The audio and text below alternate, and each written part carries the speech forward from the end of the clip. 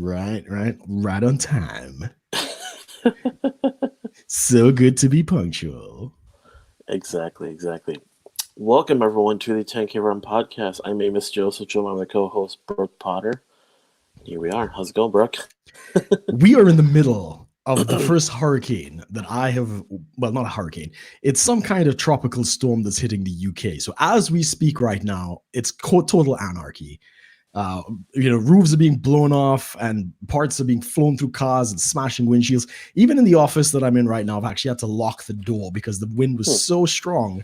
It flung the doors open, man. So I got some food, I got water, the heater is on. I think I'm going to ride it out very nicely.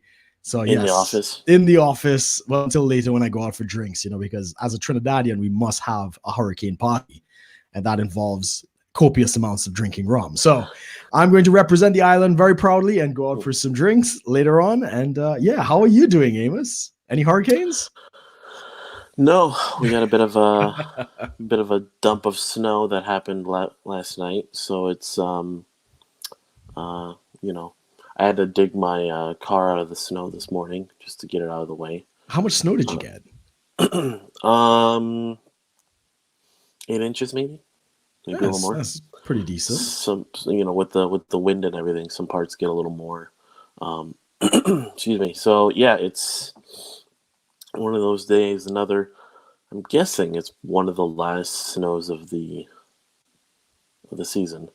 Should it be the Um, end of winter then? End of winter is a debate is debating itself in Minnesota. Much debated in Minnesota if it ever really ends. It just kind of goes on pause. I've said this plenty of times. The only month of the year in Minnesota history that hasn't had snow is July. Right. Yeah. So there's there's no guarantees. Exactly. I mean, yeah, I remember getting snow in the first week of May once, like a foot of Right. snow. A foot of snow in May. It What's it wrong melted with your with it state, melted man? it melted in a week and a half, but it was like you That's a go outside and lot. it was like warm enough you could be, well, I mean, for us at least, we could go out in shorts and t-shirt in a foot of snow because it was like Jeez. it happened overnight and it was like some weird storm system and it just dumped, and then within a couple weeks it was melted away. I think I was in Kansas once, and I don't think it was as late as that. But it was pretty late in the season that like the official snow had stopped, and they got like one big downpour in the middle of I don't know like March ish, end of March, Yeah, and that was the first time I saw where they cleared the car park. So there's a Walmart out there, and they put it into like a big pile, and that pile sat there for like the entire month melting. It's yeah, pretty yeah. surreal. Some of those are like so big they cast a shadow that you can like go hide in the you know In the shadow of the snow mound. exactly. Yeah, there's yeah, those are pretty big. Plus, the fun thing is once the snow is melted enough and you're driving through towns or parking lots, you'll see a lot of trash and dirt Mm, because all the trash and dirt is hidden in the snow. in the snow. Yeah. So then once it all melts away, like all the trash sort of starts to surface, and then people have to do a lot of cleaning. Um, but yeah, um, Welcome to Minnesota, man. That's yes. that's just how it goes. Yeah, Now a little bit of a recap, I guess. I think we should do this from the beginning from now sure. on. A Of recap the on week or the no, recap on no, us. recap on like shows we're watching. Oh, so we are making this a segment then where we We'll actually make this a review. segment. Okay. We could So do it. Yeah, review shows that we're both watching, or shows that we want to watch, or sure, we're recommending the other to watch. I know I told you about that show Ragnarok. I'm watching it now. Actually, Yeah, it's only 6 episodes in the first season, but it's really I good. I think I'm on episode 3 or 4. Yeah, so I'm What do I'm you think of it I'm so far? yeah, it's great. It's great. I like foreign films to speak of. We used to have a foreign film festival in Trinidad every year, and I love the Norwegians were always very creative with their stuff. I don't know if it is a Norwegian film company, but it has that feel. I think it But is. yeah, I mean, the whole thing's in Norwegian, and I just like the fact that. So yeah, for everyone who's wondering, Ragnarok is a show on Netflix. It's about it's about Ragnarok, which is the like the end of days kind of myth about in Norse mythology. Everyone Correct. knows about Thor Ragnarok, but this is like there's a small town in Norway called Edda, was it? Edda, yeah, yeah. And this it becomes sort of the focal point of this Ragnarok. Like Norse mythology is like playing out in this modern day town. Like they're talking about like they all have smartphones and stuff. There's YouTube and all this, so it's like it's a pretty you know up to date, I guess, kind of town. But it's like Norse mythology is playing out in a very subtle way. Yeah, no, I'm quite enjoying the premise. They're not really like showering and just shoving it in your face. All the CGI, it's like very No, subtle. it's good storytelling, which is what the Yeah. Norwegians have always been very good at. Um, there was another one that I watched many years ago. I can't remember what it was called, but it was the same kind of thing. Small town, some kids it's just kind of like teenagers in the small town and how they got along and whatever. Hmm. And they're very good at that storytelling, really getting in depth and stuff. So we'll see. As I said, I'm halfway through. Once I get done, we could probably do a full-on spoiler included type of review. It did get me in trouble with one of my Russian friends. I was talking about, some of the girls are pretty hot in, the show. They're pretty and stuff like that. And I said, the northern look is quite sexy, And she's like, well, what about me? I'm from the north. And I said, she sends me a picture of herself. It's like, don't I have nice features? And it's like her with her lips, and bulging blue eyes and all this stuff. And it's like, no, you're ugly as hell, I didn't want to say Yeah. anything. I was trying to be polite, but no, fuck off. Yeah. No, yeah, they were all, and it was surprisingly like it wasn't. They never made like it's not like all diverse. I mean, there Yeah. is diversity, but it's like it's very. It's like we've talked about, like diversity for the sake of diversity, people will notice. Whereas if it's diversity integral to the story, like Yeah, it works. um, but yeah, no, I really like that show. It's because it's like you're you're kind of comparing it also to like the Marvel, like Thor and stuff, but it's like completely not that way. It would be difficult to do that, especially if you're familiar with the myths, kind of in real, like the stories, right? Um, Marvel, as much as there's a Loki and there's, Odin and all, it doesn't really follow much of the original literature. But this seems to be doing a pretty good job with it, which I'm quite impressed with so far. Obviously, like his brother has the look of the trickster and stuff like that. Even though his name isn't Loki, you can see certain Well, things, yeah, his and certain behavior. his name isn't really related to Thor's name. Correct. So it's not obvious, but if you know the mythology, you'd be like, oh, I know who that is. Oh, okay, I know who that is, and that kind of stuff. So it's not blatant, which is what, again, the Norwegians are very good at that. That's subtle It's interesting storytelling. too. They translated the word because I've also like so like there's the giants, Yeah, Yetas.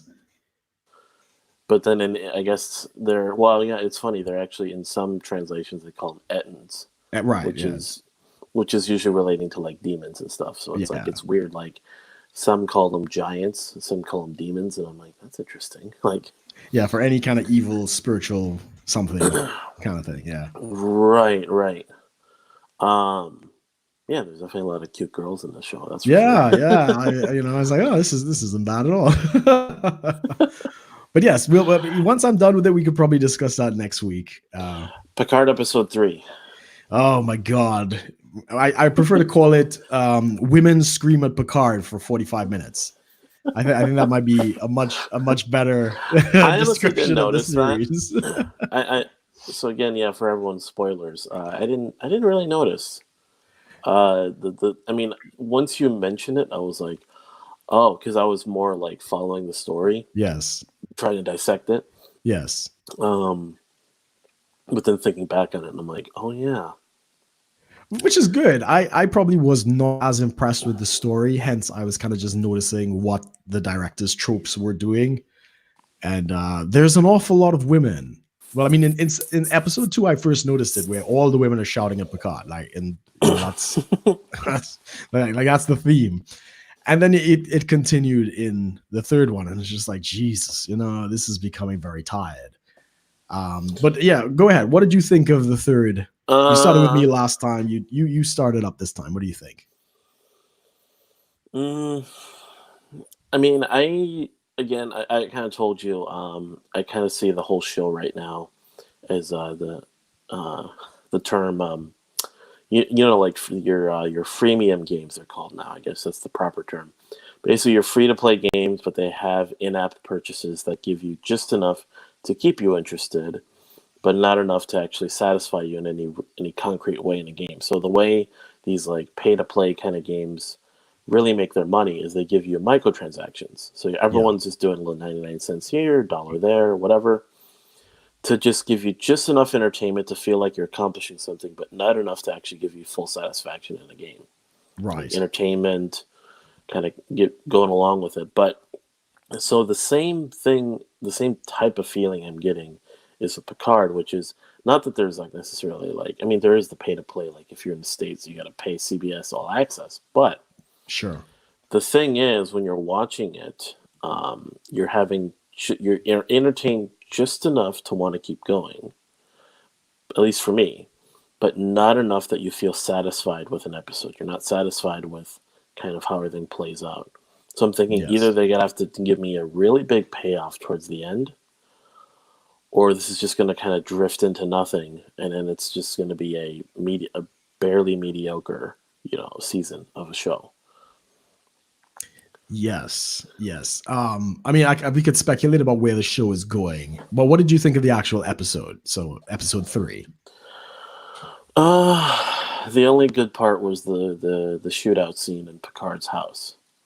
Right, a little bit of action. Just enough, yeah. I like the little bits that they're inserting about the nostalgia. So like, there was that the member berries. Yeah, like there's the captain with his hologram, and then he says, "Oh, it's my EMH," and it's like, "Oh, EMH, ooh, we know about those, from Voyager, from Voyager and all that stuff." And so you're kind of going along with that, and then they make references to it in DS9 and in I think it was Star Trek First Contact. They did that too. Okay.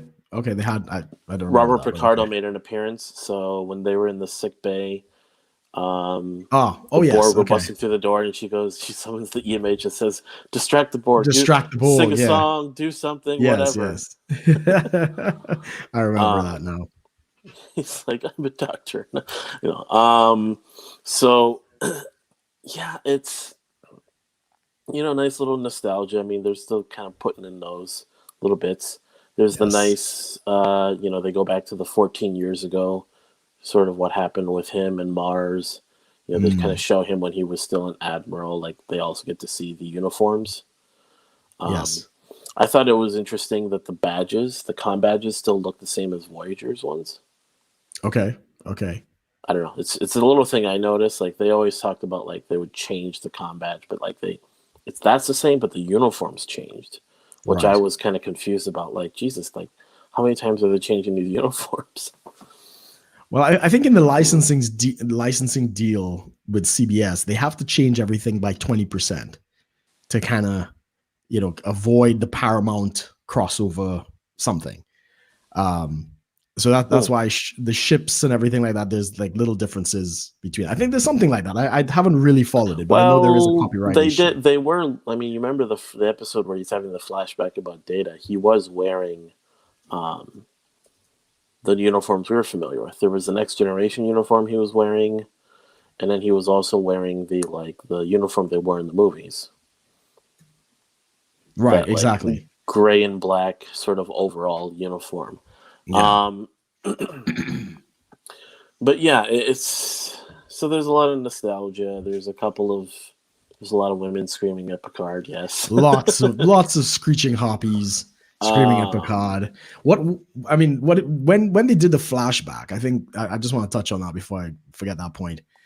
Again, I was very disappointed in how Picard was played off in that scene. This is supposed, he's supposed to be strong and all this other kind of thing. He came out of that scene again looking very weak, very feeble, and he's, he obviously he gave them the ultimatum, and he's just kind of like, well, I didn't think they'll take it, and it was bad. It was very, very bad how they portrayed him. This is when he's still in his prime, supposedly.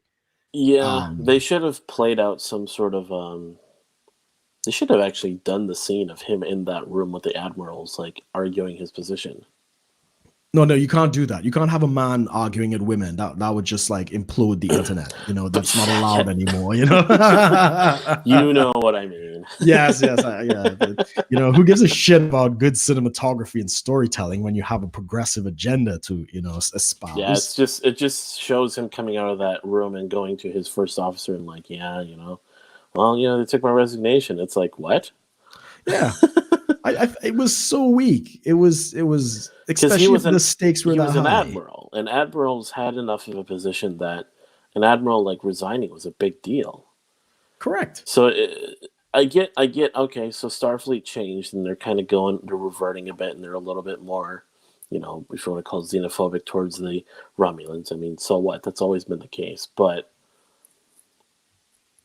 they should have played that in a little more convincing way to kind of show the emotions on the other admirals, like what's going on, why did they really, like, just showing their attitude, like him actually arguing that, okay, Romulans are people and we got to save them, and them arguing back to him why they disagree, and like that whole thing could have been played out, but nope, just show because it doesn't make any sense in that respect, because they fucked up with the script writing, and he only found out about the counter argument that if they had helped the Romulans, so many planets of the Federation were going to leave. That would have come out in that argument, how 17 years ago. Like, you do not understand the politics and da-da-da-da-da-da. Yeah. But that's why they can't show that, because they actually only reveal that later on. Ooh. Right. So it would fuck up the timeline that they're trying to put forward. Right. I noticed that. It's like, oh, I see what they fucked up again. So whoever's writing this is a moron, and whoever's editing it is probably sniffing cocaine. Someone pointed out a very big plot hole. Oh, really? I've seen a couple. What did they say? So this ties into DS9. I know you're kind of trying to get through that. I've watched the first season of DS9. Anyway, finish your point, and then we'll discuss my DS9. They don't talk about the Klingons at all in this show yet. In Picard, no, nothing from Picard. So towards the end of DS9, there's a lot of changes with the Klingons, and they basically, but even just the credit, sort of, if you want to call it the rapport that Picard has with the Klingons throughout Next Generation and such, and his connection with Worf's connection to the Empire and all this. They were like, why didn't he just ask Worf to help? In that scenario. Because there's a lot of like future timelines where Worf like basically eventually returns and works with the Empire in some way, and like becomes like a bridge between the Federation and the Klingons. Yes. Doesn't explore that at all. Right. Because they even mentioned that, hey, why couldn't, ask Riker or Troy or, LaForge or even Worf kind of thing. And then it's like, they asked him that, he said no, and then that was that. And it's like, but if you watch through DS9, you see like Worf becomes something very different in the Empire. Right. And it's like Picard could have pulled that and just like, hey. yeah. It doesn't work. None of this really works. But I get it. Yeah, they're not. They haven't really thought canon. through. They're not following canon. They have no respect to the history of the material. I'm pretty certain I know that the showrunner is not a fan of Star Trek because of what they've done with the STD. So they're just pushing an agenda, and that's kind of all I'm seeing at this point, because I'm so bored with the story. I told you when I was watching DS9, I had to fast forward through a couple episodes. It's like, I don't give a shit about what these people are doing. And I actually did the same thing with the third episode. I was kind of, I don't care. The only interesting nugget was Hugh, the Borg. So we got to see Hugh. Yeah, his little. That was some member berries right there. but pointless. It's like you're just throwing that in for the shits and giggles. He is of no significance in this at all. At least not so far. Yeah, they don't even like say his name right away.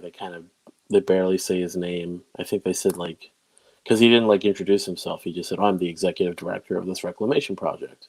Yeah, yeah. I mean, Didn't say his name. I And it's like, recognized him. yeah, I had to I don't think they recognize said him his to name at go. all. Yeah. And then later on, he's like, "Oh, Director Hugh said this and this and this," and it's like it was like passing. And then, I mean, the whole thing with the fact that like Picard is pretty much, yeah, Picard is the only person that's from the Next Generation so far. Yes. Like the fact that he hasn't contacted anyone else from the Next Generation is. I'm not saying like, oh, the member berries, but it's like it's problematic. It kind of, yeah. It's like it's Picard. I know. Like yes, the timeline changes. Yes, he had different assignments and stuff, but it can't change that much. I agree, and that's also bothering me in the fact that yes, I understand member berries, and I understand they're trying to, appeal to the history, but again, he should have gotten in contact with some members of his old crew, but they can't do that, right? So they've given him this new old crew. This what's her name? The black woman. Jaffe, right? That's his his old first officer. His old first officer, yeah. Which is weird. It's like, yeah, exactly. It's kind of out of left field. I wondered if she was like the daughter of somebody that we might have known. Maybe what was Whoopi Goldberg's character in the thing? Guinan, right? Maybe it was like oh, this is her daughter, sort of thing. That might have been pretty cool. But no, it's like okay, so why? As far as we know, and he's there apologizing. Oh, how I should have been there, and this like that. It's like why? Who is this woman? Like, what's the connection? I don't understand why I'm supposed to feel an emotional, any emotions in this moment when he's apologizing for how absent he's been, when I don't even know who the fuck this woman is. Like, what is she there? That was kind of my response to this whole thing. It's like, oh well, it's a black woman. Why she just has to be there because she's a black woman. It's great, accept it. Take that down your throat. Exactly. It's like. She's a black woman. You gotta just take it. Yeah, she was there before you. Like fuck off.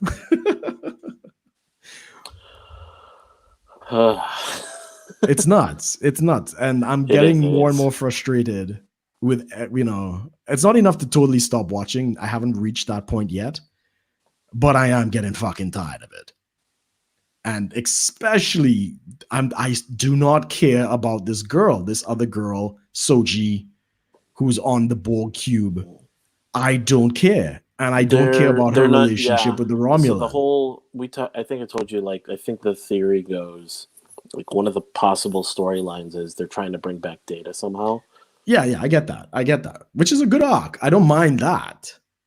Yeah, I get that to a point, but they're not strengthening that position much. No. It's very in the air. I mean, Picard just straight up sits on that ship that he's going to be traveling with and just, I don't even know where we're going. Like, I know. Who the fuck are you? Like, you're who Picard. Does that? Who fucking does that? Yeah, exactly. And it's like, you're just going to fly off into space for shits and giggles, and you have no idea where you're going? You know what this sounds like? What's that? I mean, so Picard took a very active role in making this show. Yeah, I understand he was like an executive producer or something. Yeah. And he said he liked the story. And then he's going with it. But he's completely like veering away from the Picard we know. Yes. That is actually in some ways, I feel, worse than what happened with Luke Skywalker. Because at least Mark Hamill had no part in it. And fully admitted he didn't like this. What they did. Yeah. Even with all his his ideologies and his personal beliefs, Mark Hamill, he still was like, it's not the Luke Skywalker that we know. Correct. Picard took an active role in fucking over his character and fucking over the character, and I agree. Yeah. Patrick Stewart,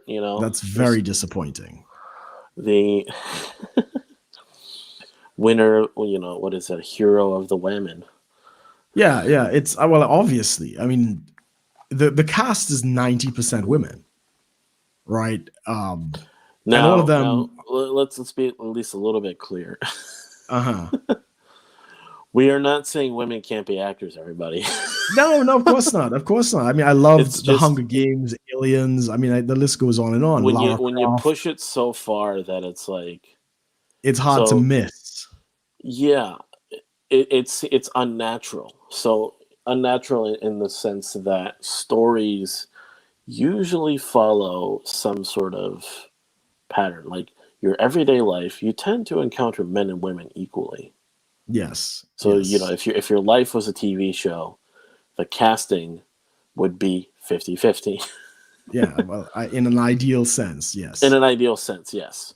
When you have a show that is purposely pushed to show more women than men, you have a sort of a reverse effect of what the feminists claim is the patriarchy. Right. And worse than that, when all of the women are completely competent and brilliant, and all of the men are old, frail, and incompetent, I have something to say about that. Now that changed in Yeah, this one because we the captain of the ship that's flying out, he's the rebel male, right? So he's like the bad boy of the that's thing. all the toxic masculinity they can take in that show. Exactly. And I'm pretty sure it's not going to last long. That whole, that toxic pirate space cowboy thing, he's going to get shut down by the Yeah, woman, yeah. right? But it's an old white man being I bet you shouted at there's by all of these women. And it's kind of I like, bet you there's going to be a scene of some sense of like moral redemption where like the guy has to admit that a lot of his sort of machismo is very much manufactured. yeah, yeah, yeah. He's So he probably going to has to have do a moral crisis. some sort of an apology, like, oh, I do this because of my, and he has some like, fucked up past that like makes him this way, and Yeah. he Yeah, kind yeah, of yeah. apologizes. He can apologize to Jaffe, and then Picard's like kind of I agreeing could with see him that. to be like, yeah, that's where I was or whatever. Um, Yeah, I could see that happening. I hope it doesn't. but it's a trope that is Yeah. used. Yeah, yeah. Kind of the macho man is like expected. Something like pushes him to where he has to apologize for being a man.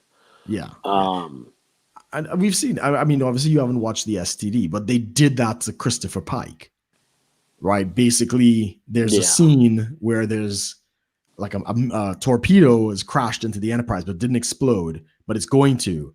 And Pike goes down with his first officer or the admiral. I don't really care. Some woman. And he's like, he's going to save her life. Like, you go and I will, seal the doors and protect the ship. And he's going to be like the macho man and save the day. And she flips it on him, kind of suggesting that secretly he's a coward. He doesn't really want to die. She's going to step up and she's going to save him. And that's how it plays out. And he goes into the elevator and you could just see like a wave of shame come over him. And I'm like, you've just fucked the character. You have destroyed the canon and turned Christopher Pike into a pussy.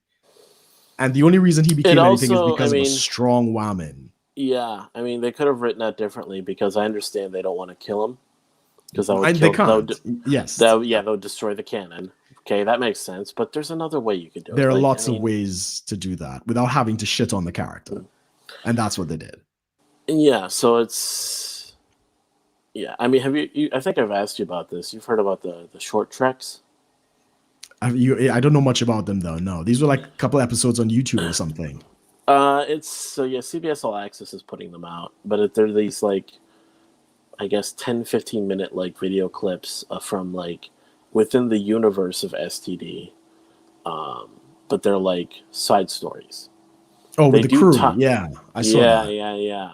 And there was a lot of very blatant tropes in there that I think I've like. There was the one with this new female captain that takes over, and she's just surrounded by bumbling idiot men, and one of them like straight up just gets killed, and she just kind of like, you know, just kind of doesn't give a shit.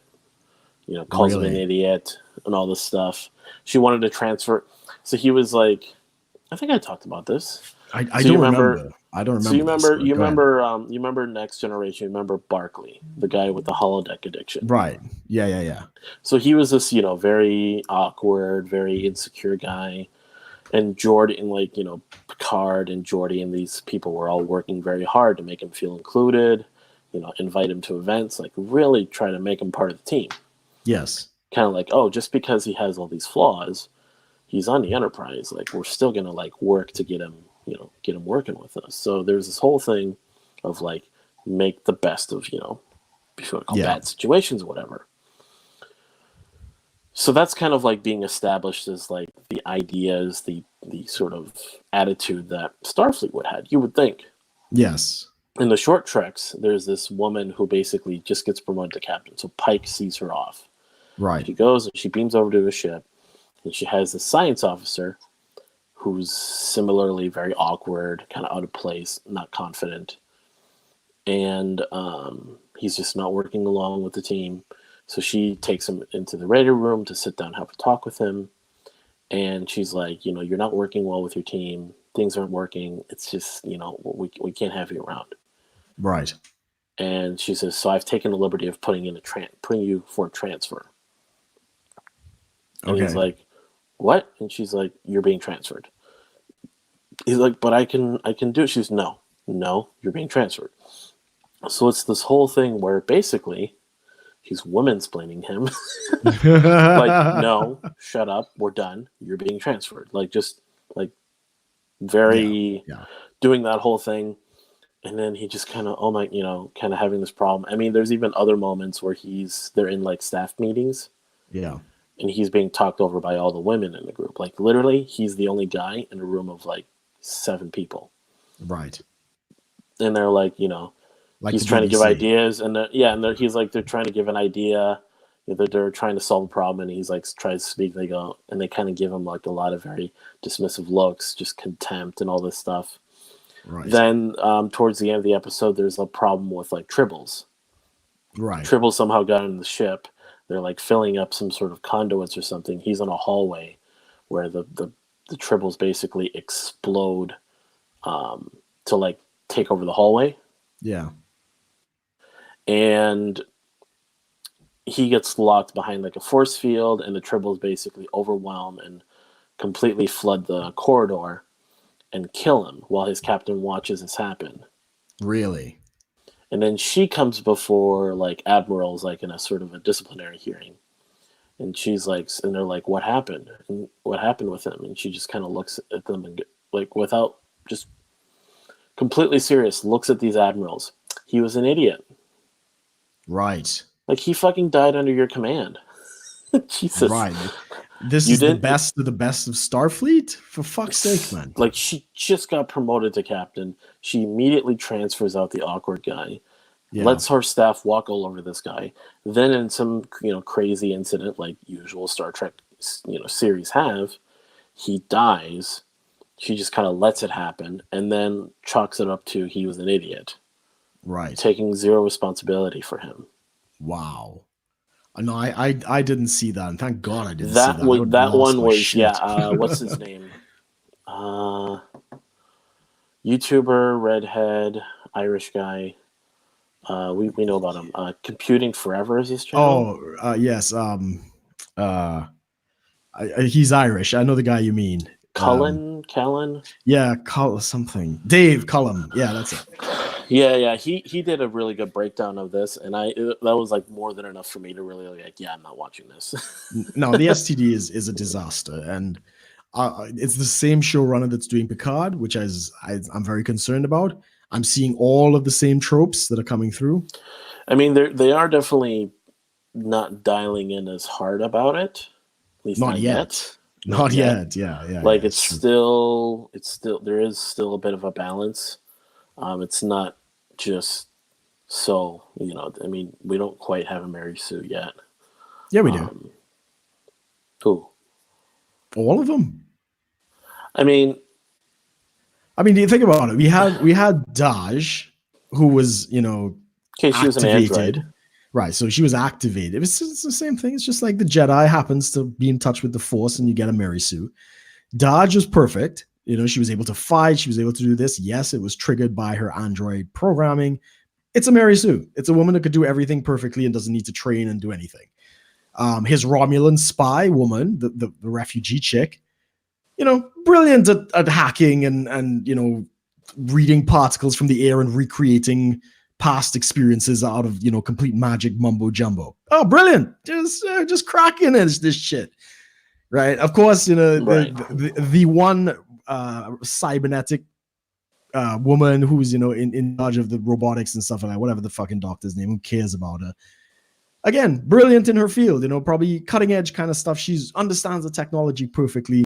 It's all of it. Every woman has been absolutely stunning, brilliant, stunning and brave and all that other shit. Not a weak character amongst them.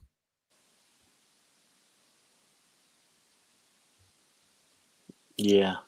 Yeah.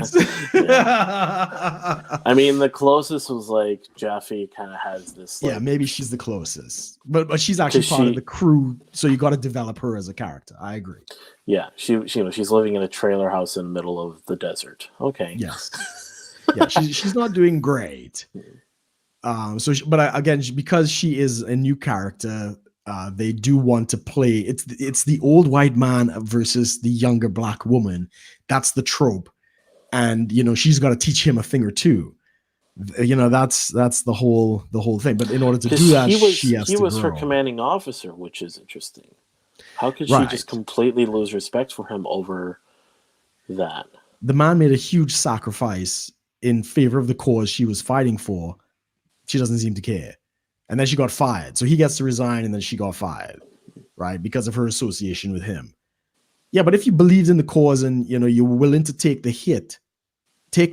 Like if it was that important to you over you, what that basically says is her job was more important than saving the Romulans. And it's like, that's really shit. And then, so he's going to go see Riker, which I'm guessing is going to be like a heartwarming reunion kind of thing. Yeah, they're probably on, what's the woman's planet? Troy's planet. Oh, Beta Z? Beta Z. So they're probably on Beta Z, which is why he didn't see him when he was on Earth. So I bet they're going to go there and they're probably going to cook Riker in some way, I bet. I hope not. Because he's married to Troy, and you could see even in the movies, he was still very much playing up like the Riker thing. Like he was basically Kirk 2.0. Yes. So he's doing this whole thing, and then he gets married. So I wonder if they're going to play that up as like he's basically kind of been tamed. Let's see. Because you see, right. I mean. Now, not to get too, reading too much, but one of the scenes, like you see the scene where him and Picard are sitting and talking. Yes, in the previews. Kind of having it right, but you're seeing the scene where Riker is, he like kind of looks like someone's calling out to him, and he looks over. Yes, he's in a kitchen. Yeah, he's doing something in the kitchen. Now, I'm not going to go and read into, being in the kitchen means some sort of cooking. Make me a sandwich. Yeah, he's gonna. I mean, he was a cook in Next Generation as well. I know that. He did. I think I remember some of that. And even in DS9, Cisco is really into cooking. So it's a natural. It's a part of his character, and it's not like some sort of trope, which is good. Okay. I hope you're right. I hope they don't shit on that character. He was also a very good character. Mm-hmm. I don't think there are too many other people who might make an appearance in this thing. 7 of 9 I look forward to, but I mean she's also a Mary Sue.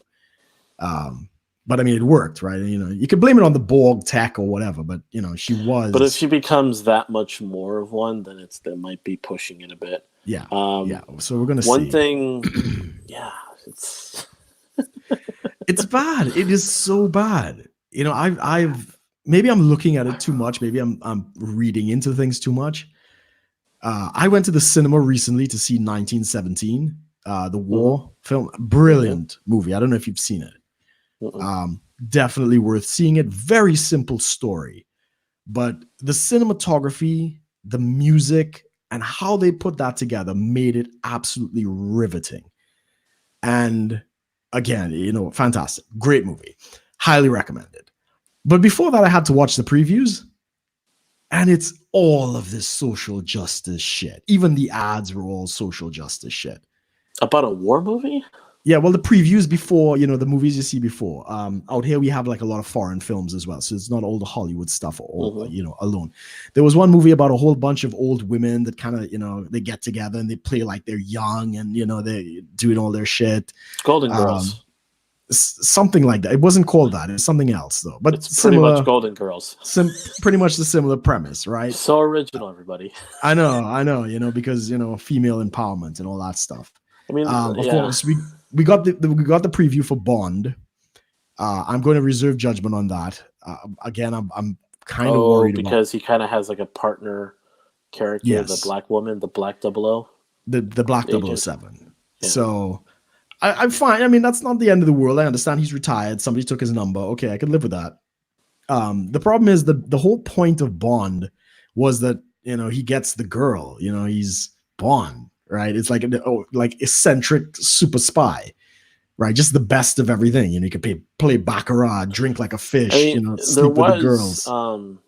There was a TV show that tried to really make a female spy character like the main character. Oh, there were a couple of them. I mean, the strong female character is not new. It's doable. You can do it. It's just don't make it such like there's ways of doing it an original way that it can be compelling and it can capture the attention of audiences without it being just like we're doing this for the sake of doing it because it has to be done. I agree. Did you ever watch the show Alias? No. My mom used to watch that, but no, I haven't seen it. Jennifer Garner is basically a CIA agent, and that's pretty much where she got her start. Right. Was that show? So there was that. There was a couple of actors from that show got their start because of that show. But it was just So it was just a lot of, and it was actually done right because she wasn't like this Mary Sue overpowered character. She was someone who was smart and competent in the ways that she could be. That was possible, honestly, just physically and just realistically, for an agent that's a woman. Like she's not going around. She doesn't like kick a 500-pound man and he flies back. Like some movies try to show. It's like she uses a lot of subtle tactics of deception. She gets her information. I mean, it wasn't like, she's the slut that sleeps with all the bad guys and gets the information. Right. But she would definitely do what she needed to do to get the information. So it was very subtle. There was, certain gadgets and stuff she would have. Sure. I mean, for me, I think the perfect balance to the strong female character was Wonder Woman. I thought, because Wonder Woman is basically Superman in a dress. It's very strong, all this other kind of stuff. There's an actual story behind it that makes sense why she's not strong. Right, and that's fine. But the male character she played next to, what's his name? Chris Pine. Chris Pine, thank you. Because I was thinking Christopher Pike, and I was like, no, I know it's C and P, but I couldn't put it together. Close enough. But the male character she played next to was a strong male lead. I mean, he's obviously not a superhero, but he exemplified all of the great masculine traits, and they worked on each other's strength, right? So there's the scene they're being gunned down by the tower, and she is like shield, and and they worked symbiotically together. And I thought that was brilliant. You did not need to shit on a male character, even when there was the weak character, the Irish guy who I think he lost his nerve sort of thing. She comforted him, like her feminine side and nurturing side came out. And I would say Wonder Woman was the best modern adaptation of a male-female kind of thing. He needed her for certain things. She needed him for certain things. And it worked perfectly. Right. That doesn't exist outside. I haven't seen that anywhere else.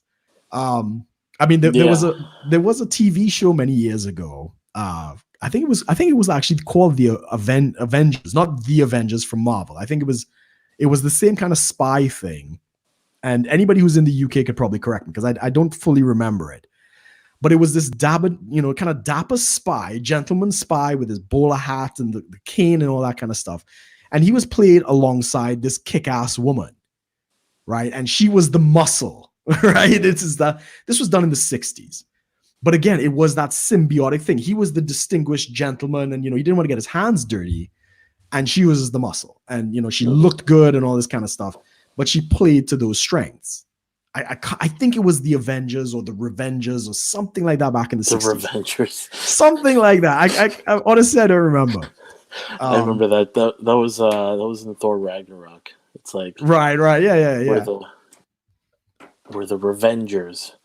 It was something like that. But it can be done. It can be done well.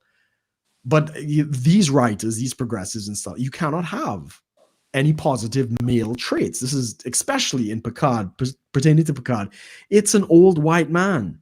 You can't give him endearing traits. Are you crazy? That's going to empower the patriarchy. So he's got to rely on all these other people, Yeah, I think we talked about that. Like, the hope was he's going to sort of reemerge as a Picard towards the end of the show. Like, I hope sort of regain Captain Jean-Luc Picard kind of feels. I hope even so. Even there was that scene in the show. We talked about this, like, where he kind of sees the captain's chair in that new ship. And just kind of looks at it like wanting to sit there but doesn't. And I said, well, I thought that was taking away from it. You said, well, they'll probably do it later. Yes. So the captain will probably die. Or captured or something. Yeah. Well, just like what they did with Star Wars with Poe and all these people, when they go off and be all masculine and bold and they try to do this side mission that turned out to be pointless, it's probably going to be something like that. And it shows being brave, and that kind of random cowboy doesn't pay off in the end. Rise of Skywalker, what happened to them? Like, was it Poe and Finn? Yes. So Leia dies. We know this in Rise of Skywalker. She dies. Right. And someone has to step up as general. Yes. Poe and Finn step up as co-generals. Really? Yeah, not one general.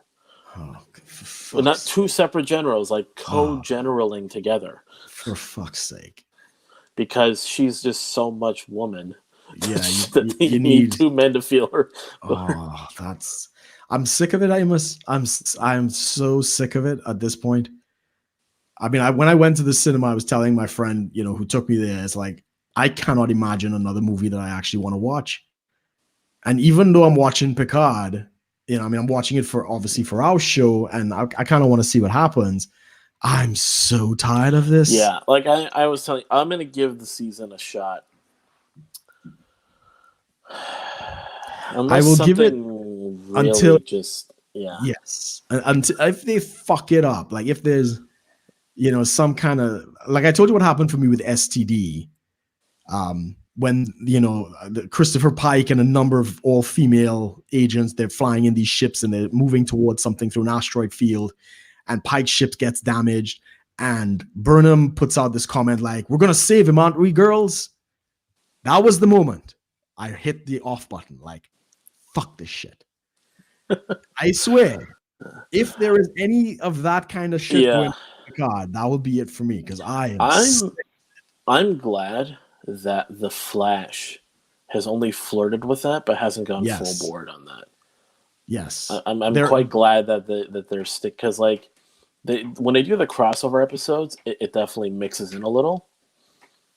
But once they kind of go back on track with their own thing, it doesn't play out that way. Like, I think there was an episode where it was like Iris and it was Felicity Smoke, and it was basically all the female characters from all the other shows. Yeah. Basically said #feminism, and they did like a little, like, kind of a little powwow in the Arrows, like, sanctum or whatever it is. And that was that. Yeah, I remember that episode. Yeah, and then that was it. It's. I'll take it. Fine. If that's as bad as it gets. Yeah. And then the Flash kind of goes on, still being the hero, still being what he's doing. There's that little arc where Are you caught up on the Flash? No, I haven't seen since the crossover. I haven't seen any of the new ones. But you remember, like, there was the whole arc with his future daughter and that whole thing. Yes, and they didn't. They made her like smart, but they also like threw in like that dark element of her. Yes, like they made her more less of a Mary Sue, more of a compelling character. It wasn't just. It was kind of she was kind of like honestly, the way I saw it is like she kind of played off as sort of like the cutesy little daughter character that's coming along, like learning from dad. Right. And then you kind of learn more about her. You learn this little dark secret, and then then she, they kind of retire her character. Yes. Not too much after that. I mean, you don't really see much with the Flash.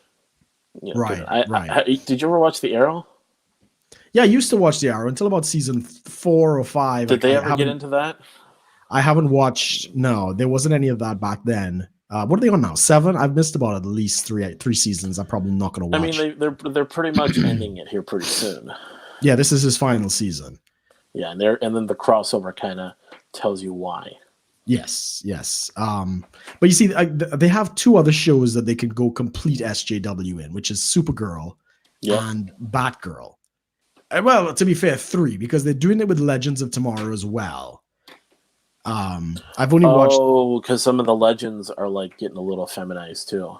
Yeah, I think at some point everybody was in a same-sex relationship on that ship. Right? It's like everybody was gay, and it's oh, good God, like, do we really need to do this? But all right. What about female Thor? That's supposed to be coming. I'm tired of it, Amos. I'm getting really tired of it. I don't know if I'm going to watch any more Marvel stuff at this point. I might watch the Doctor Strange because I've kind of already invested into that character. Yeah, Doctor Strange was. There was nothing with that where they really made out any. No. I mean, no, there was nothing. I'm thinking of the movies in general in terms of like Iron Man was pretty much Iron Man the whole time through. Even in Iron Man 3, there's only that one scene where Pepper Potts she kind of puts on one of the suits and blows someone up, and that's that. Yeah. And Endgame, she's wearing she gets her own suit. Okay, that's fine too.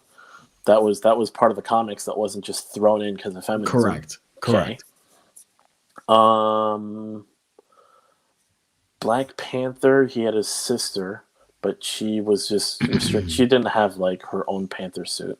She was just like the scientist, like sort of. Well, they want to do that. Apparently, that's one of the rumors is in the next Black Panther. I can't remember. You see her with like weapons, I think, in a couple of scenes in that movie, but you never see her go full board like, "Oh, I'm another Black Panther."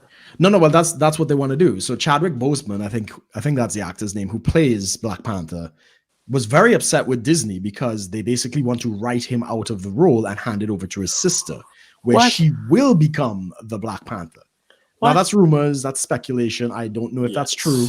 It's probably like an idea, but it's not marketable. I don't think. Yeah, to be fair, a lot of the rumors that have been coming out have actually been spot on. So at this point, I wouldn't be surprised. You heard about the WandaVision and Winter Soldier and Falcon TV shows that are coming out? I seen the previews for them. Yeah. They're going to be coming out on Disney Plus. And I'm like, okay. And then there's going to be a Loki show, which is right. So I'm like, okay. I mean, it's those don't look bad so far. Yeah. To answer Brian in the comment, a lot of them, if they're really bad, Brian, I don't watch them. So like Star Trek Discovery was really bad. I'm not watching that. You watched the whole season of it. I watched the first season and I stopped at the last episode because it was shit. And the only reason I continued watching it is because I liked the Christopher Pike, and that only carried me 2 more episodes into the second season. I was like, oh, fuck this shit. And I stopped watching Supergirl. 1 episode, I think maybe 2, and I was done. Yeah, I watched 1 Supergirl. 2 seasons of Supergirl that it turned into complete garbage. I watched the first 2 seasons of Legends of Tomorrow, and then it became complete garbage. I stopped watching. So there comes a point. When I got time and I want to be entertained, I got to watch a movie. I got to watch a TV series. You're gonna get, if it's sprinkled in, I'll give it a pass. If it's complete, just down your throat, like take this, you bitch, I'll turn it off. I'm not gonna watch it. Or if it's boring as fuck in the case of DS9. God damn it, man. I don't know how you did that. Sorry, say that again. I said the first season of DS9. Oh my god, it Yeah. was boring. Oh my god, it was like pulling teeth, for fuck's sake. Oh no, I get that. The first season is definitely The it's hard to weakest. follow. Yeah, I mean, out of the three sort of Next Generation and its two spin-offs, DS9 definitely had the weakest beginning. Yes. But the whole thing with Cisco is I mean, it's interesting. So he starts as a commander and eventually does become a captain as the show progresses. Oh, you mean Cisco? Yeah, Yeah, because he's well, a of commander course. right now. Yeah, of You course. see, you get a little bit of a glimpse into like, okay, you don't necessarily have to be a captain to command like some sort of ship or facility. Like a commander is more Yeah, than well, we knew capable. that. But you never actually see it play out. Like Yeah, we we always did. saw it was a captain. Beverly Crusher. She did it in the Next Generation. She passed her commander exam and she was able to. No, I get that. I'm saying is we never had a show that started with anything less than a captain. Oh, right. Okay. Yeah. Fair enough. Yeah, I get what you're saying. You had people that became commanders on Next Generation. You had Crusher, you had Troy, and all this. They did all that, but it wasn't played out where like someone started as a commander and became a captain. Right. So he becomes a captain, and then like most of the show starts out as on the station, and then they eventually, as things move along, like they do get a ship. There are things where they do go to other planets. Right. So they're kind of sort of mixing in different things outside where it is like a starship show, not just a station show. Right. So a little trekking in the Star Trek. Yeah, they actually get into a little trekking. Brilliant. Yeah. I don't know if I'll go on to season 2. We'll see. I liked how we talked about that. Just the funniest part I think is in season 1 is O'Brien and the village. The village is strong. Oh, for fuck's Bell sake! Rock cannot attack the village. Oh, it was bad. That was when I was like, "What am I doing with my life?" I'm looking at this thing, and I mean, I don't know if anybody's seen this episode. This is because I've been watching the first season, and I got to this episode, and basically there's like a shaman, and he's chanting at a cloud, and the cloud is coming to devour the village, but he tells the story, and anyway, O'Brien is set to replace the shaman, and he has to tell the story, and this shaman understudy is very upset and tries to kill him, and I don't care. I don't care. None of this matters. None of it. Like it doesn't advance the that plot. episode doesn't do anything with the overall plot. Nothing. Now, did you watch? Let's see. No, you probably haven't gotten to that yet. Yeah, the Bajorans and their stuff definitely get a little interesting in some parts. I think the end of season 1, I think it is, or no, season 2.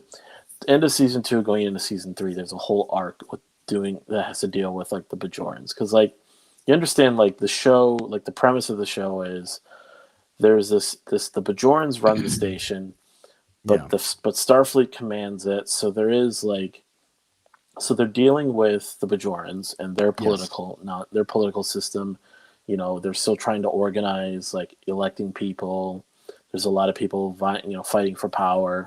And then there's the Cardassians because it was their station, their relation to the Bajorans. There's that whole thing. Mm-hmm. I mean, the Cardassians are basically like, I guess they were depicted as like space Nazis. Right. I mean, it's always space Nazis. That's what the Klingons and everybody is just the enemy, the other. Well, because they're dealing with the Bajorans who used to be occupied. Yeah, I get it. So that's, and then of course they talk about labor camps. So it's a little bit more like really driving that. Yeah, I saw one where you're right. I saw that one where they thought they got like Dal Garul or whatever. They thought he was like a prison camp guy, but it was his second in command that did plastic surgery, and he talked about the labor camps and yeah. And again, that was an episode like I don't care, like that one didn't really play out to be much. It didn't go much importance either. It was just more of like doing some world building. Like this is kind of they do a lot of like really trying to get you to understand what did the Cardassians do, what did the Bajorans deal with. Sure, I get it, but again, I just don't care.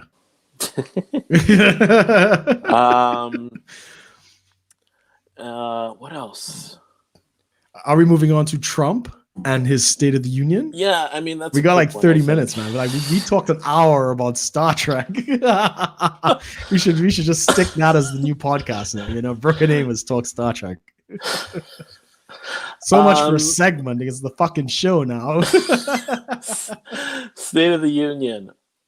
What are parts that you liked about it? Right. So I watched the State of the Union the day after because it was very late in the night.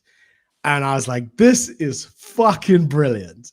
This is some epic showmanship. This is, if the one thing you can say about Trump, he understands television like nobody else. And rightly so, because he is from that world. So there were a lot of, I mean, the speech was inspiring. It's all the things you want to hear. You know, America is great again. You know, jobs, trade, China. Right? So all the good stuff, all the talking tropes. But what was spectacular, and it drove the Democrats crazy, you can see this, is Trump did not just point people out in the audience for the sake of pointing out people in the audience. Now, all presidents have done that, you know, this, that, and the other. But what he did was he made it into a spectacle. He didn't just talk about, you know, reuniting families, for instance. So there was the mother and the daughter of a military family, and, you know, what I can't even remember what their cause was, but right on television, he reunited them with the father. That was, I heard a lot of people commenting on that, like, not just the fact that he would point out good things and he had strong points, but that he would just do it there. He would do it right there. So Rush Limbaugh with the Medal of Freedom, the Tuskegee. Well, they pinned the medals on him before, but you know they did that story perfectly. The girl with the scholarship, she got the scholarship right there on TV. Oh my God. It's The Price is Right. I mean, this is a game show at this point. You know, you get a car, you get a car, and you get a car, you know? I mean, it was something right out of Oprah, man. I was like, whoever did this?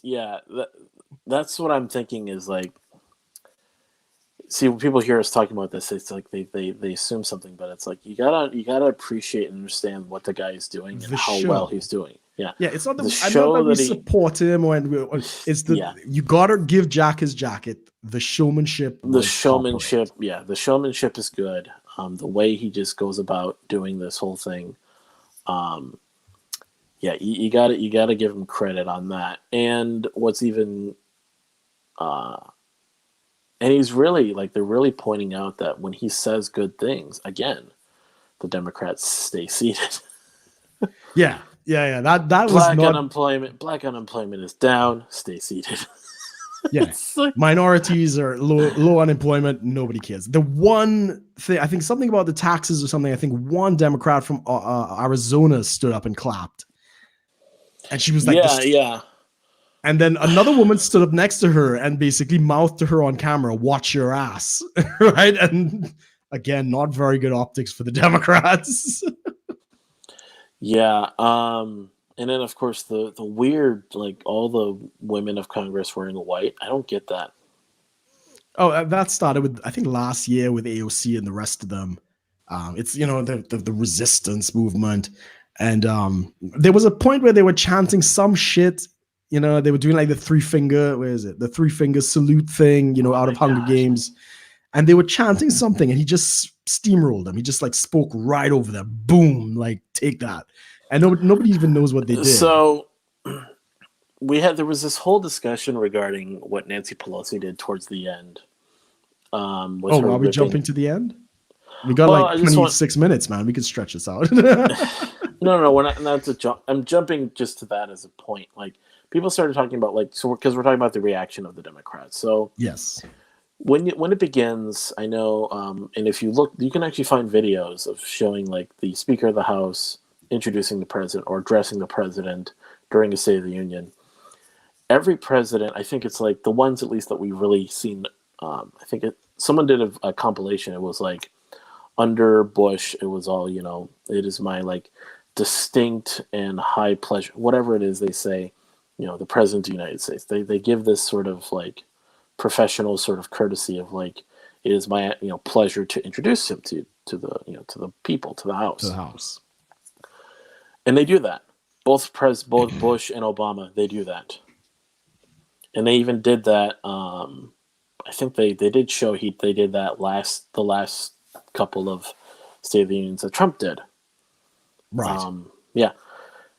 So then he comes out now, and then it just, Pelosi just says the President of the United States. Crickets. Yeah. Just doesn't know, and this is the thing is like, from the discussions that I've had and just from what I've seen, people are like, oh, he doesn't deserve respect. Oh, he does all this stuff. He does petty stuff too. Why they need to respect him?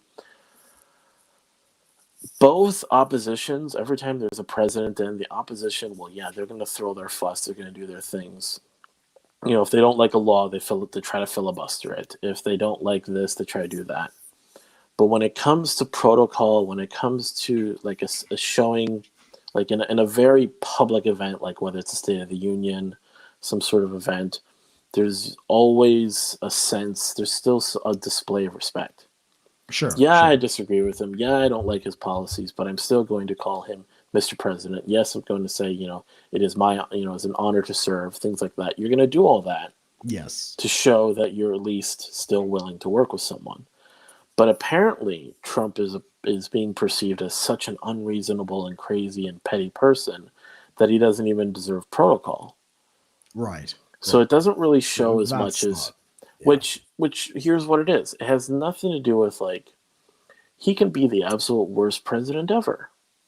Sure, but respect the office. But you still respect the office where it's due. There's Correct. protocols in place where you have to do that. The ripping of the speech, I don't see it as any sort of breaking any rules or anything. Like, I tried addressing this. I said it's petty political grandstanding. It's just stupid. There's better ways to protest him instead of ripping up his speech on TV. Apparently not. And people started thinking like I had a problem because Nancy Pelosi's a woman. I said, no, I have a problem because I think it's stupid. It's not because she's a woman. I've never seen any Speaker of the House break protocol and then cause a scene on TV. Correct. Granted, people want to go point out, oh, Trump does his whole thing all the time. Yeah, he does it in interviews. Yes, he does it on Twitter. Yes, he does it where he can. But there's places where you shouldn't. Like, exactly. He's not going to say Pocahontas in a State of the Union. Correct. He's not gonna say. We hope not. We got at least right, but he's not gonna. Yeah, there's a lot of things he's just not gonna do in those specific settings. These are, yeah. So I completely agree. Do what you want. Don't do it when you're not supposed to. And I mean, it's not to say like the Republicans had their shit as well. One of them had an outburst when Obama was speaking, and he shouted out from the bleachers, liar, or some shit like that. I can't remember what it was. Yeah, you get one guy having an outburst. And yeah, but it's not. That's not the president, which was the point I was going to make. What do you mean? Obama didn't have the outburst. The audience had the outburst. So there is a lack of decorum, but it usually comes from the audience, not the participants. Yeah. And I agree with you in that. But I'm thinking of that, like, even if it's like, okay, one guy burst out liar. Okay? Yeah. But now we have whole, like, sections of Congress dressed to make a point, doing chants in the middle of the speech. Yeah. Sitting, not just, I don't know if you want to call it angrily sitting, but it is something like that. Can you sit angrily, like, fuck this chair? Yeah. Yeah. No, I agree. I agree. Yeah, there's a lot less. But I have to give it to. Trump is having the best week ever. Like, there is no question. The last 2 weeks is basically, it should be Trump week 1 and 2, right? Maybe it's symbolic of 2 terms. We'll see. But this week the Democrats got trounced. They got trounced over the impeachment. They got trounced over, what was it, the 25th Amendment of the Constitution, where they were trying to remove him from office using something there. I don't even know what that was. The State of the Union reaction. Mitt Romney wanted to vote to remove him. Right. So I mean, that was in the impeachment, but that was not the Article 25. There was something that the Democrats were trying to use to get rid of the president. Is that the impeachment clause? I'm not sure. I'm not quite sure Um, on that. yeah, I'm not sure on that. And now Trump is going to have he's moving to have the impeachment expunged so that he's no longer impeached. Yeah, it's just so much winning, Amos. I don't know what we're gonna do with all this winning. It's a whole other level. Even Steve Bannon, who is, of course, the demon child of the right, was recently on Bill Maher, which is, of course, the darling of the left. And he got his fucking ass kicked. Like, Bannon kicked the snot out of this idiot. They're not winning anywhere, right? Not even to mention the fuck up with the Iowa caucus, right? Where it looks like Bernie Sanders is getting screwed again. Like, they're fucked. Crashed. Thank you, Brian. Yeah, Iowa. That's what I just mentioned. Do you know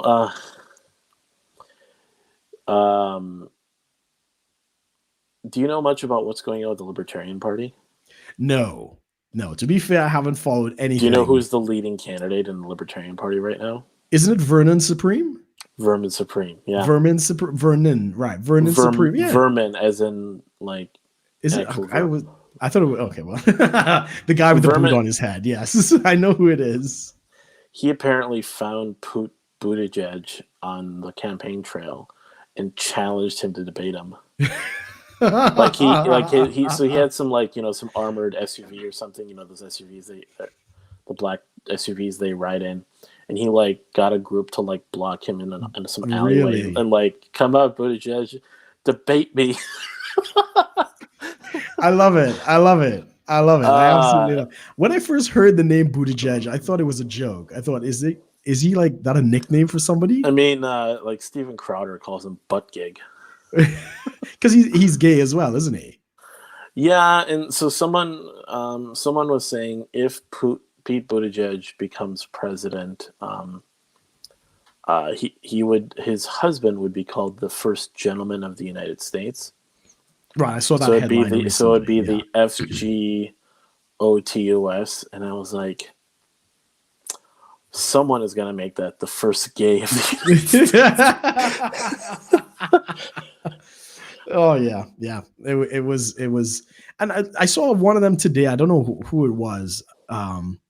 Some political ad, and it's 10 seconds long. It's basically two guys kiss, and then they back off, and they're like, "Take that, Trump."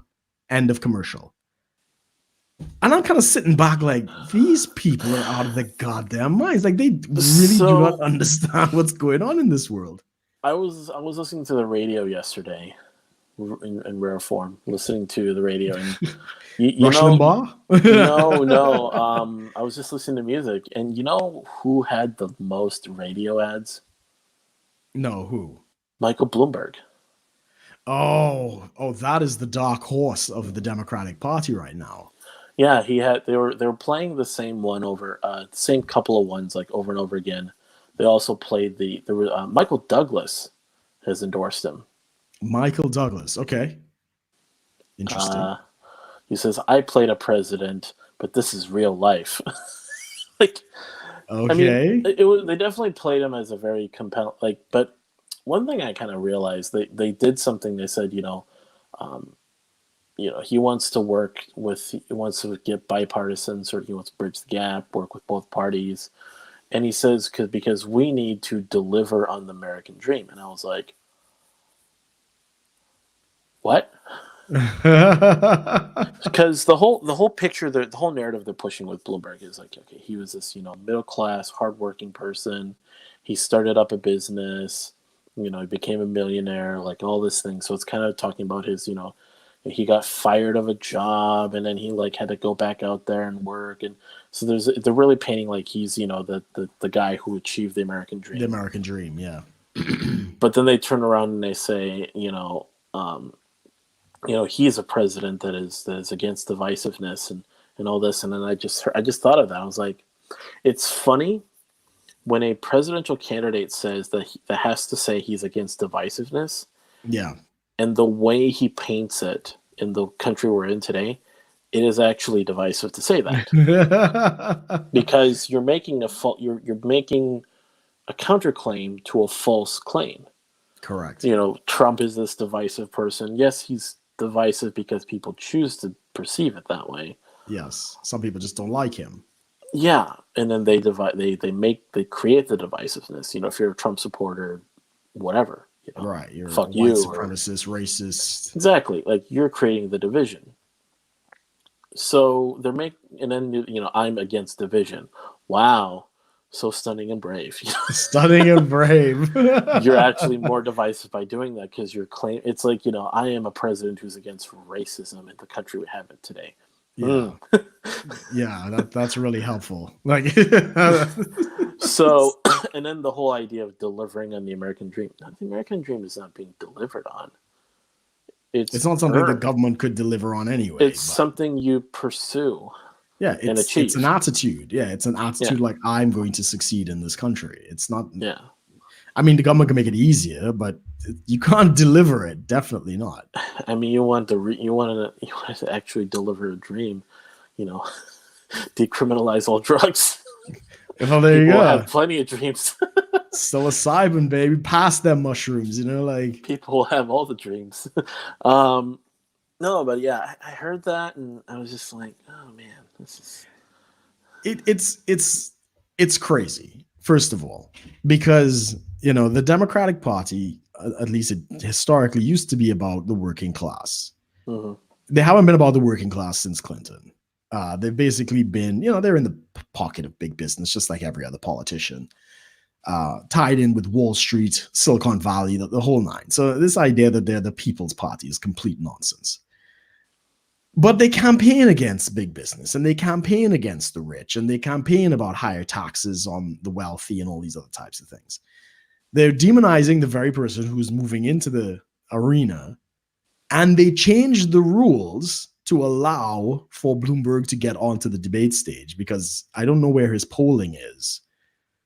They didn't do that for Yang. They didn't do that for Tulsi, but they do it for Bloomberg. It's interesting too.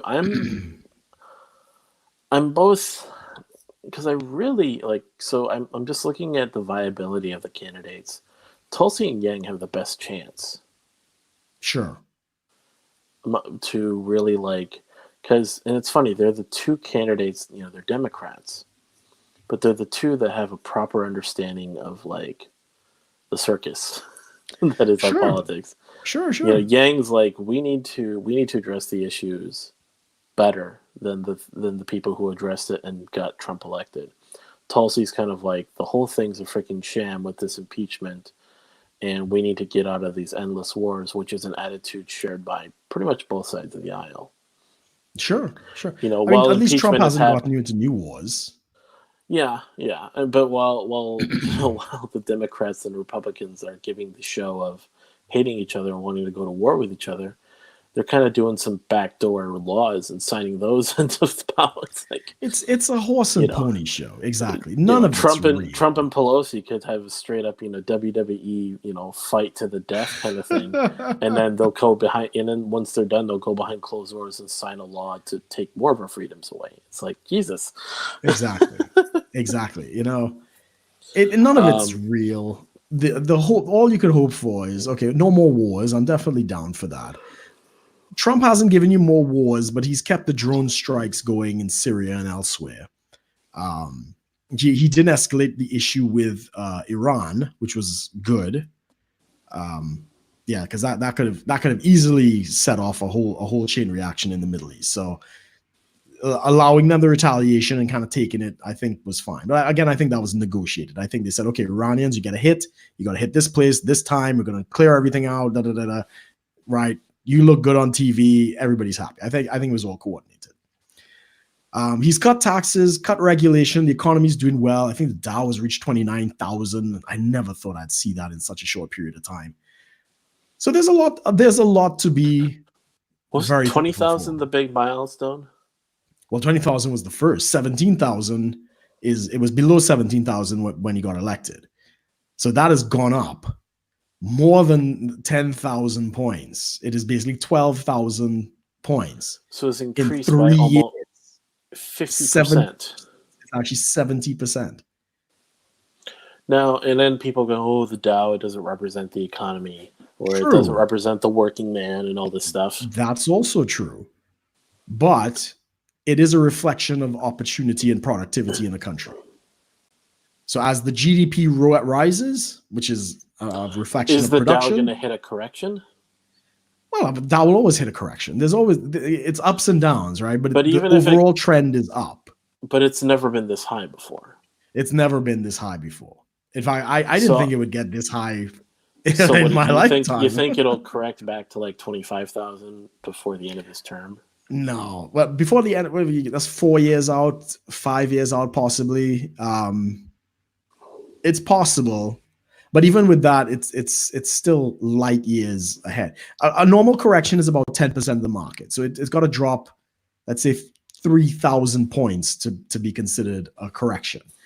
If it drops 6,000 points, we call that a recession. So if it goes down by 20%, that's kind of a recession. So the economy is shrinking. Mm-hmm. As you rightly say, the Dow does not reflect the everyday man. The everyday man just wants to do his job, pay his bills, smoke some weed, drink some beer, practice his religion of football, and eat pizza, right? And not necessarily in that order. That's all they want. And as long as you make it easy for people to do that, I think people are on board. But we'll see. Yeah, It looks like Trump has got a wash. I don't like what the Democratic Party is doing with Bloomberg. He's buying his way in, and he's vowed $2 billion to fight Trump, even if he's not the nominee. Whoever gets the nomination, he's going to bankroll their war chest. Bloomberg's just bankrolling a lot. He's put a lot of money. I think there's a lot of memes about how Bloomberg is going to pay people to like say good things about him. Well, I mean, he controls a very strong media conglomerate as well, right? So Bloomberg News is a huge thing.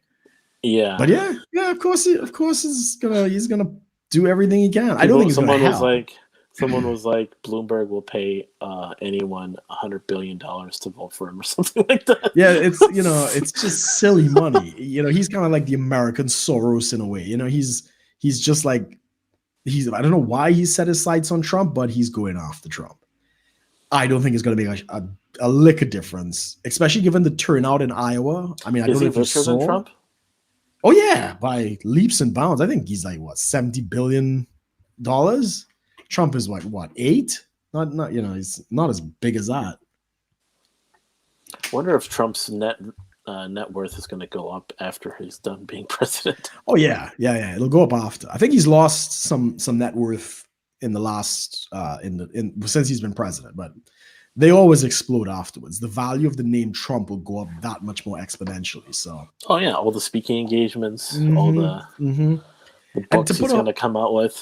Yeah, people buy the name Trump to put on their hotel. So, for instance, in Chicago, the Trump Hotel and Convention Center, he doesn't own it, but they bought the name Trump to put on their tower, to stick it on the building. And people do that all around the world. He makes a lot of money just from franchising. That price is going to double or triple going forward because it's not just big money, it's presidential. You can't buy that kind of publicity.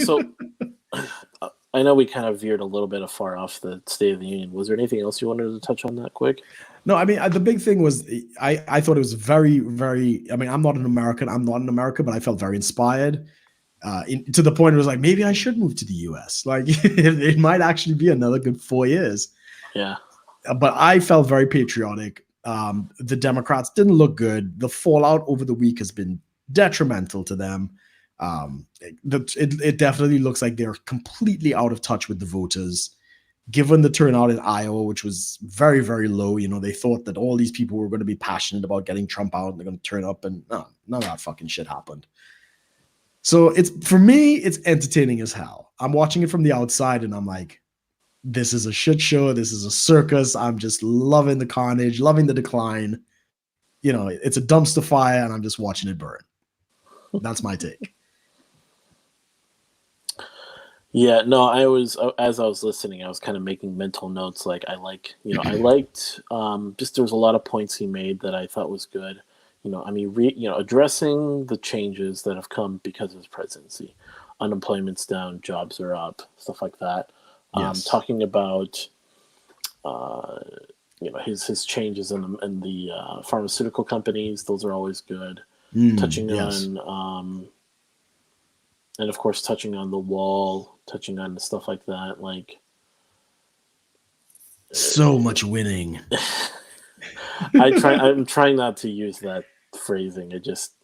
There's a lot of because I'm looking at it as sort of it's a bit of a game, It's a pep and rally. yeah. So he's playing some very good moves. He's doing a lot to really hype up his base, hype up, to Yes. get independents to vote for him, to really believe in him.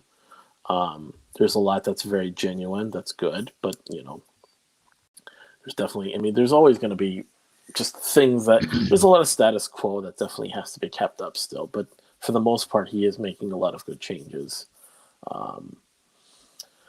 And he is definitely like really playing up, like I said, playing up his base, triggering more people on the left. Which is always entertaining. That's half the reason I watch U.S. politics, is to watch leftists they're implode. freaking out at every tweet he puts out. I think, the Kansas City Chiefs when they won the Super Bowl. Uh-huh. So the Kansas City Chiefs. So there's Kansas City, Missouri, and then there's Kansas City, Kansas. Kansas, split, right? Yeah, it's a split city. Yes. But Kansas City Chiefs are technically a Missouri team. Okay. So he just straight up tweeted out, congrats to the Kansas City Chiefs. We are very proud of you. The state of Kansas and the rest of the U.S. stand behind you in your victory. So people freaked out and oh my gosh, he said the wrong state. And it's like, well, it's kind of an easy mistake to make, to be fair. It is. Kind of is, I'd say. But there's a lot better stuff you can pick apart. Like, come on, guys. Sure. That's low-hanging. Bless you. Excuse me. Yeah, it's kind of low-hanging fruit kind of thing. Exactly. Yeah, I get what you're saying. So, it's definitely better stuff to pick apart. And, yeah, he's definitely playing his cards real well. I think so. I think the State of the Union was very well done. He understands the optics better than anyone. So and what has happened since has also been quite phenomenal. I think the Republicans have opened up an investigation into Biden. The IRS is handing over documents. Emails are being exchanged. They're investigating Hunter Biden and Joe Biden at this point. They're also investigating the whistleblower and that whole impeachment. They want to know where did this even waste the public's time with this kind of thing, as well as the possibility that the courts are going to expunge the impeachment from his record. So if Trump does, that's a lot of win. That's like real winning. He's having a very good week. That's about. It doesn't get much better than that. It really doesn't. I should come to the US. Right. Well, whenever you want to come, let me know. Yeah, you got to find me a nice American girl, man, so I can settle down and support Trump or whatever. Yeah, because nice American girls exist. No, I'm just kidding. They're supposed to be all right in the Midwest. I hear they're not like LA style out there. Yeah, fucking Midwest girls. I think we've talked about that. Like the Midwest girls kind of have what we call like the plain Jane look. Yes. A Minnesota 7. Yeah, the Minnesota 7. It's a different world over here. It's pretty good. Like when I was out there hanging out with you in the cities and stuff, there was some nice girls, man. There were some nice girls. One of the diners we went to had a very nice server. I can't remember her name, but yeah, it was a good time. The diners. I like the dark hair with the light eyes, and she had one of those. She was serving us. It's like, yeah, this is Yes, all right. I don't remember.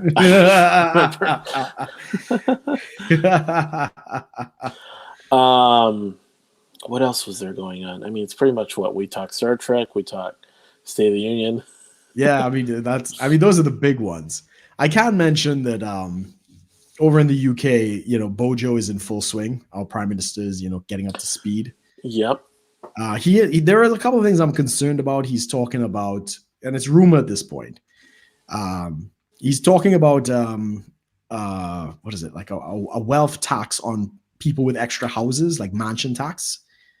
He's actually, talking about that. That's kind of disturbing. He's talking about raiding the pension in some capacity. Oh, Jesus. I don't fully understand that. I mean, and he wants, but you have to understand, British politics is not as freedom and individual minded as the American politics. Well, yeah, I mean, your left and right are both left of us. Yes, both the left and the right in the UK is left of what y'all would consider the center. So we have hard left and soft left. That's kind of what we're left with. It is what it is. Do you get fucked by a limp dick or a BBC? Yeah. Although that is something he's called into question. He has put up for queer because we have to pay a television license fee to watch live television. Right. Yeah, you told me about that. That funds the BBC. He's put that into review, and I think he's set about to decriminalize not paying your license fee. So that's kind of the beginning of possibly dismantling the poll tax for the BBC. Free TV. Yeah, what a concept. Like in this day and age, who would have thought, people. I mean, all I gotta do is go buy, if I buy enough coaxial cable, I could hook up and make a makeshift antenna in my house. Yeah, and you'll get the nationals or the regional stations, over the antenna, right? Yeah. Yeah, we can't do that here. Not without a licensing fee. I can't even stream it. I can't even stream live the BBC or Sky News, which are the big stations out here. Wow. If I watch it live, I have to have a license, even if it's on my computer and I'm watching it on YouTube or whatever. Technically, I'm supposed to have a license for that. They're not tracing that, though, are they? Not really. It's kind of important. There's a lot of propaganda. If it's on YouTube, because if it's on YouTube, then they would have to actually get the information from YouTube. Give us all the IP addresses because if I'm watching the BBC here, how would they know? Exactly. They don't really know. There's a lot of propaganda where they used to have these old television ads with people going around in trucks with funky antennas and stuff. And apparently they could say, well, the TV is in the living room and there are 3 of them there watching channel 3 or whatever. Bullshit. All of it's fucking bullshit. None of that exists. They come to your house, they knock on the door, and they say, do you have a TV? You say yes. They come, they inspect it. And if you are connected to a live feed and you haven't paid, you'll be fined. If you're not connected to a live feed, they fuck off. They don't bother you. That's the only way they can check up on it. Yeah, it's pretty shit. But yeah, Bojo is looking to maybe put that to an end. When you're watching TV, you guys have a cable, right? Cable TV? Yeah, there's cable out here and satellite. We got both. So I think there's terrestrial. So as well. don't the technicians inspect if you have a permit? Oh, they just do it. Yeah. So you can technically get TV without a permit. It's just if they find you have TV without a permit, then they fine you. Yeah. People do that all the time. But the companies don't care. They just give you TV. No, they don't care. That's funny. When you buy a TV, I think a notice or something goes back to something in the BBC or some revenue office. And you get a letter in the mail saying, look, at some point we might stop by and inspect this thing. It affects the seniors out here a lot, so the retired gentlemen and ladies and stuff like that on a fixed income, on pensions. £150 when you're probably living on like £400 to £600 a month it's a lot of money. Yeah. I mean, you pay that for the year, but still, it's quite a bit of money. And the courts are clogged with senior citizens who just want to watch TV in their house or whatever. And some of them end up in jail. Some of them actually end up in prison. So it's a terrible system. It's a terrible system. I do hope that gets overturned. Not to mention the BBC is the television industrial complex. Yes. The BBC is definitely fake news incorporated in the UK. So it would be a good kick in the ass if they got sorted. Real quick before we go, coronavirus. Oh, it's scary as fuck. Scary as fuck, man.